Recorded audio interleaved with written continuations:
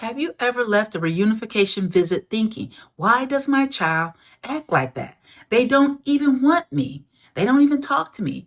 Maybe they refuse to hug you. Maybe they barely spoke to you the whole time during the whole visit.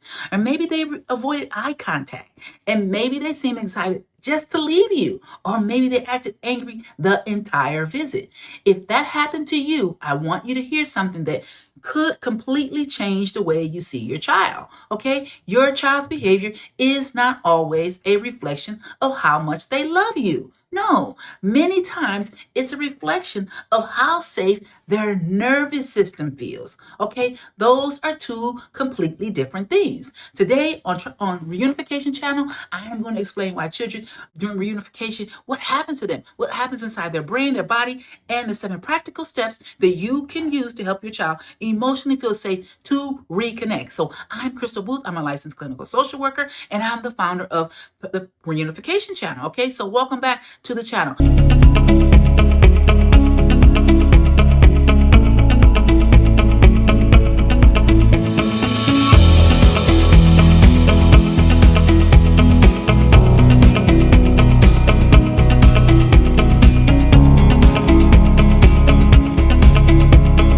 So here's what we're going to talk about today. All right, attachment, reunification, and how to build a relationship, one healthy step at a time. Okay, so if your child isn't rejecting you, their nervous system is protecting you. Okay, so one of the best mistakes parents make in believing my child doesn't love me anymore. Okay, but children's behavior often reflects their nervous system, not their heart. Your child may love you deeply and still struggle to feel safe with you. Both can exist at the same time. So children don't just remember experiences with their minds. No, their bodies remember those experiences too. And if you experience conflict, separation, addiction, unpredictability, okay, your nervous system learns to stay alert. Even if your relationship is improving, their bodies may still expect danger. This isn't your child trying to punish you. It's their brain trying to protect them from what they perceive as danger. Okay, so what's happening inside the brain, you guys? Number 2, there's a concept developed by Dr. Stephen Progress, okay, a neuroception, nervous system, ability to scan for safety or danger without conscious awareness. Okay, your child isn't sitting there thinking, I'm going to reject my mom. No. Okay, I'm going to make dad feel bad. That's not what they're thinking. Instead, their nervous system is constantly asking, am I safe right now? Okay, if the answer is, I'm not sure, you may see behavior like avoiding eye contact, refusing physical affection, becoming angry at small things, shutting down, wanting to leave early, acting silly, hyperactive, clinging to the caregiver. Okay, necessarily. Okay, you might see that, okay, in a different way. But let's go into number 3. Love and safety are not the same thing, you guys. This is one of the hardest truths for parents to accept. Love and safety are not the same. Love does not automatically create safety. A child can love a parent, but still feel confused, still feel unsafe, okay, still fear that parent, or emotionally feel overwhelmed, especially if they've been exposed to adult conflict, inconsistent caregiving, frightening experiences, or loyalty binds. The child's nervous system isn't asking, do I love this person? It's asking, can I relax with this person? Okay, healing begins when we stop trying to convince children to love us, okay, and start helping them feel safe, you guys. Okay, so part number 4, okay, forcing connection. All right, let's talk about that. It backfires, parents. Okay, so if I spend enough time with my child, everything will go back to normal. Unfortunately, healing doesn't work that way. When children feel emotionally pressured, they often become more defensive. You might hear, give me a hug, tell me you love me, why don't you talk to me? Why are you acting like this? That's not what you do, you guys. Although those questions usually come from pain, a child may experience them as pressure. Activate the nervous system. Safety calms it. Your goal is to create the conditions where connection can grow. Okay, so the 7 steps, okay, I promise them, to help your child feel safe again. Number 1, regulate yourself first. Children borrow regulation from regulated parents. Before every visit, ask yourself, am I calm? Am I expecting my child to meet my emotional needs today? What do I need to do to become emotionally grounded before I walk in the door? Okay, so if you're anxious, desperate, defensive, or angry, your child will often sense it before a single word is spoken.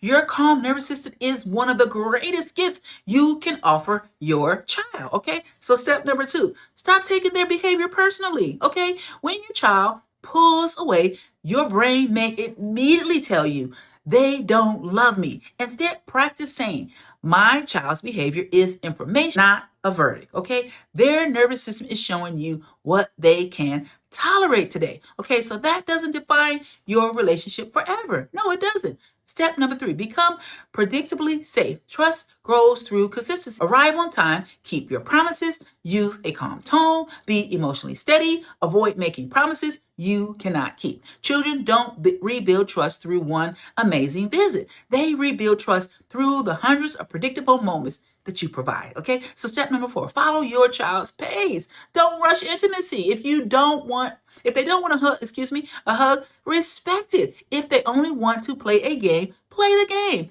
If they talk for 5 minutes instead of 50, accept those 5 minutes as a beginning. You guys, healing isn't measured by how much affection your child shows. It's measured by how safe they feel while they are with you. Okay, so step number 5, validate before you explain.